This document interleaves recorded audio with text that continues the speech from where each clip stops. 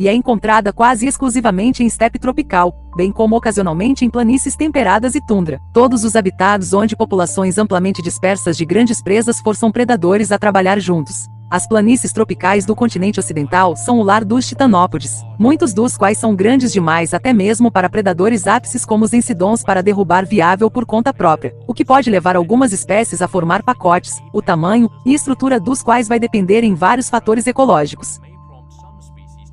Um bando maior vai deixá-los derrubar presas maiores, mas não só significará uma pequena parte da morte para cada membro do pacote, mas também, assim como no altruísmo recíproco, um pacote maior será mais suscetível a trapaceiros. Como apenas tantos membros do bando serão necessários para uma caçada bem-sucedida, e quaisquer membros supérfluos que não participam de caçadas ainda se beneficiarão dos esforços dos outros membros do grupo. O tamanho ideal do grupo será, portanto, igual ao número mínimo de indivíduos necessários para derrubar sua presa típica, que para esses ensidões pode estar em algum lugar entre 4 e 10 membros. Em algumas espécies de caça de pacotes, o tamanho do grupo e a coesão flutuam com a disponibilidade de presas.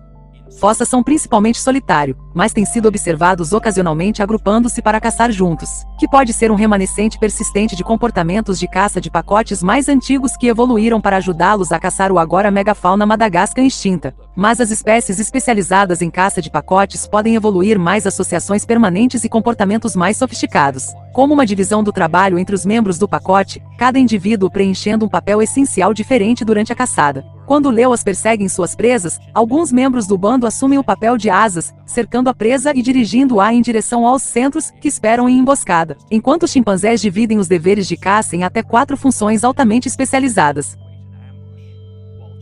A necessidade de diferentes papéis a serem preenchidos durante as caçadas pode até levar à cooperativa caça entre diferentes espécies, como os garofas são conhecidos por cooperar com enguias Morey, que são capazes de deslizar entre os estandes de coral para lavar presas no aberto onde os garofas podem pegá-lo mais facilmente, aumentando a eficiência de caça para ambas as espécies. Como muitos animais de caça de bando, esses ensidões podem estabelecer papéis de caça com base na idade, tamanho e experiência, com os membros mais jovens do bando em torno da presa e bloqueando sua fuga, enquanto os membros mais velhos e maiores se movem para a matança. Essas táticas darão a esses ensidões, que vamos chamar prionodontes, uma vantagem competitiva sobre seus parentes solitários e deixá-los enfrentar grandes presas com as duas que a maioria dos predadores lutaria.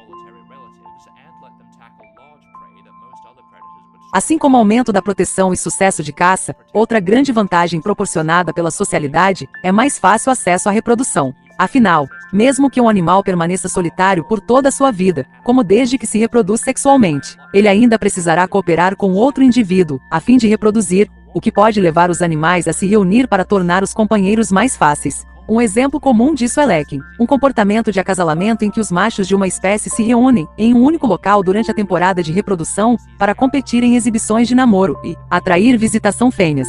Esses encontros, ou leks, tornam o processo de seleção de mate muito mais eficiente, uma vez que as fêmeas não vai precisar perder tempo ou energia procurando por um companheiro, quando todos os machos estão reunidos em um ponto, e será mais fácil julgar os machos uns contra os outros e avaliar quem será o melhor amigo. Porque todos os machos realizam suas exibições em tal proximidade uns com os outros, leks inerentemente envolvem um alto grau de competição masculina, que, relacionada com o que cobrimos na parte 10, muitas vezes impulsiona a evolução da exibição masculina estruturas e ornamentação que eles podem usar para competir uns com os outros, e como tal, Lekking é fortemente correlacionado com o dimorfismo sexual. Sendo assim, comportamentos Lekking podem evoluir em clades sexualmente dimórficos, como ceratobrachides e coritobrachids, que vão se reúnem em grupos enormes durante a temporada de acasalamento em toda a paisagem do continente ocidental. Na maioria das espécies Lekking, um leque ocorrerá em uma única área relativamente pequena com os machos dentro visão uns dos outros. Mas se algumas espécies vivem em áreas de vegetação densa ou outros ambientes com uma linha de visão limitada, então eles não podem contar com sinalização visual sozinho para atrair fêmeas, e assim pode evoluir para anunciar sua posição usando som. Enquanto a estrilação é muito difundida método de produção sonora, para animais com respiração ativa como tetrápodes e oxopods, o movimento do ar através do trato respiratório proporciona uma maneira fácil de gerar chamadas, que, quando produzidos dessa forma são chamados vocalizações. Muitos vertebrados evoluíram órgãos especiais para aumentar e amplificar suas vocalizações, como seringus em pássaros, as cordas vocais em mamíferos. Os oxopods têm 2 canais de respiração separados, um em ambos lados do corpo. A maioria das espécies não tem nenhum meio bem desenvolvido de criar vocalizações, embora alguns possam ser capazes de exalar com força para produzir grunhidos, chips ou assobios. Mas como esses Corytobrachys dependem cada vez mais dessas vocalizações para atrair companheiros, suas vias aéreas e spirácles pode evoluir câmaras especiais ressonantes para deixá-los produzir chamadas berrando ou trompetes.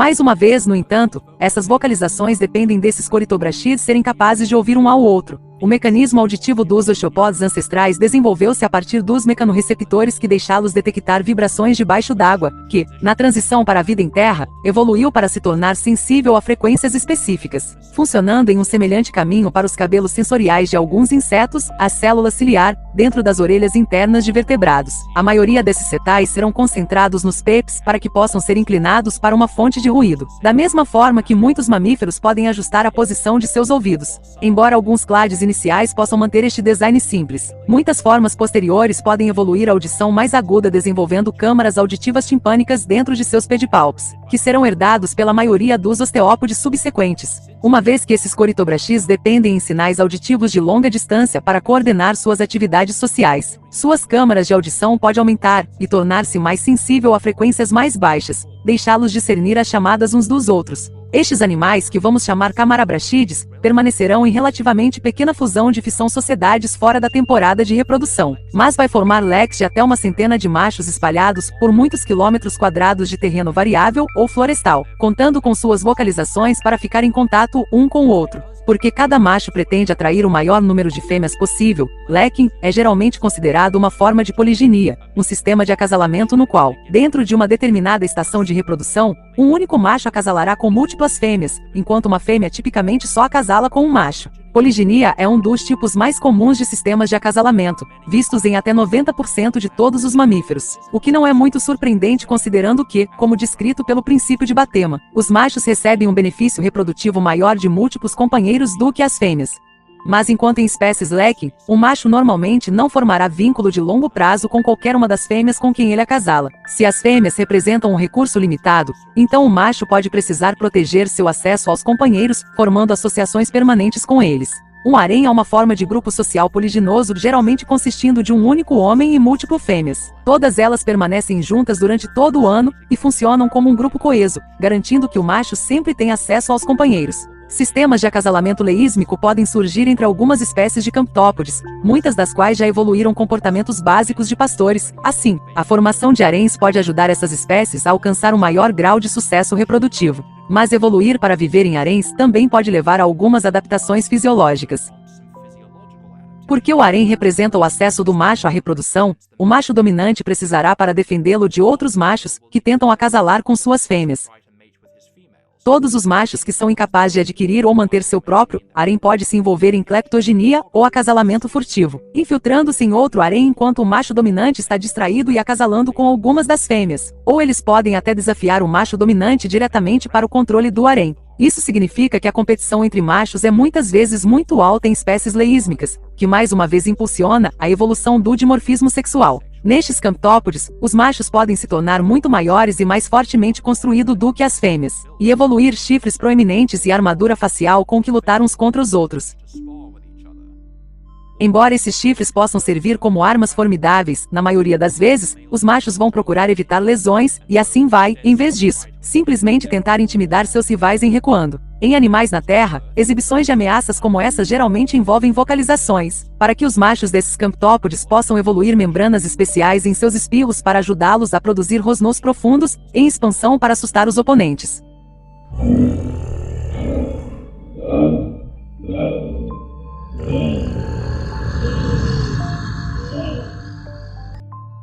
Mas ao contrário dos haréns de tetrápodes na Terra, os machos desses camptópodes enfrentaram uma fonte adicional de competição como consequência de hermafroditismo sequencial.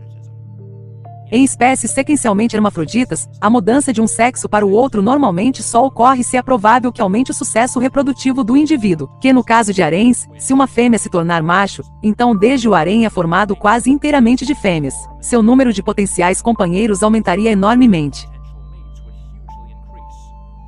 Portanto, enquanto a monogamia e os sistemas de acasalamento aleatórios estão correlacionados com protandre, a protoginia é mais frequentemente associado com sistemas de acasalamento poliginose e especialmente eremite, de modo que a maioria dos distantes abacídeos relacionados no continente ocidental será protandros. Esses camptópodes serão principalmente protoginoso, mas ao se tornar homem pode ostensivamente dar a uma fêmea mais oportunidades para acasalamento. É improvável que isso será tolerado pelo macho dominante do harém, como ele vai querer manter todas as fêmeas do harém para si mesmo. Então ele vai precisar afirmar seu domínio para manter sua posição como chefe do grupo e desencorajar qualquer uma de suas fêmeas de desafiá-lo. Se uma fêmea começa a perceber o macho dominante como um companheiro inadequado ou um líder inadequado, isso pode desencadear sua transição de mulher para homem, depois que ela vai conlutar o dominante masculino e tentar tomar seu lugar. Com essa estrutura de grupo, esses camptopods que vamos Cephenoceratans nome, terá acesso constante à reprodução, beneficiando-se uns dos outros proteção mútua. Mas embora a poliginia pareça maximizar o sucesso reprodutivo para ambos os sexos, existem formas de organização social que se baseiam em outros sistemas de acasalamento. Na parte 10, discutimos como a monogamia evoluiu nos anfírides em resposta para viver em ambientes desolados em densidades populacionais muito baixas, condições sob as quais os machos ganharam o maior grau de sucesso reprodutivo de um único companheiro do que de muitos. Quando eles evoluírem pela primeira vez, eles serão solitários e territoriais, mas quando os ciclos glaciais terminarem, o clima de aquecimento aumentará os níveis de chuva em grande parte do interior continental, transformando algumas das regiões de deserto frio e tundra onde os anfírides vivem em tratos de estepe e matagal. Embora esses habitats terão uma maior abundância de alimentos, eles vão também apoiar uma maior diversidade de predadores e presas, apresentando os anfírides com novas fontes de competição, enquanto sua adaptabilidade e tamanho relativamente pequeno será um grande trunfo. Alguns anfítons podem evitar ainda mais a concorrência com os predadores maiores da luz do dia, evoluindo noturno ou estilos de vida crepusculares, deixá-los caçar em baixa luz e julgar distâncias com mais precisão. Seu par lateral de olhos pode aumentar, e evoluir ossos especiais que lhes permitem ser girado em diferentes direções para rastrear presas, que também podem funcionar como anéis escleróticos para ajudar os olhos a manter sua forma. Para complementar sua visão aguçada, eles também podem evoluir uma audição mais aguda, mas ao contrário dos camarabrachídeos. Essas formas terão as aberturas de sua órgãos auditivos posicionados no ápice dos pedipalpos, para que eles possam ser mais facilmente transformados em direção a uma fonte de ruído, e um canal auditivo correndo até a membrana timpânica dentro. Essas aberturas podem ser cercadas por tufos de cabelo que ajudam a mantê-los longe de detritos, bem como para ajudar vibrações funis no canal auditivo de forma semelhante ao pinar em mamíferos. Esta audição melhorada tornará mais viável comunicar através de vocalizações, para que eles possam evoluir tratos respiratórios expandidos com válvulas especiais, para deixá-los produzir uma variedade de rosnados raspando e tagarelando.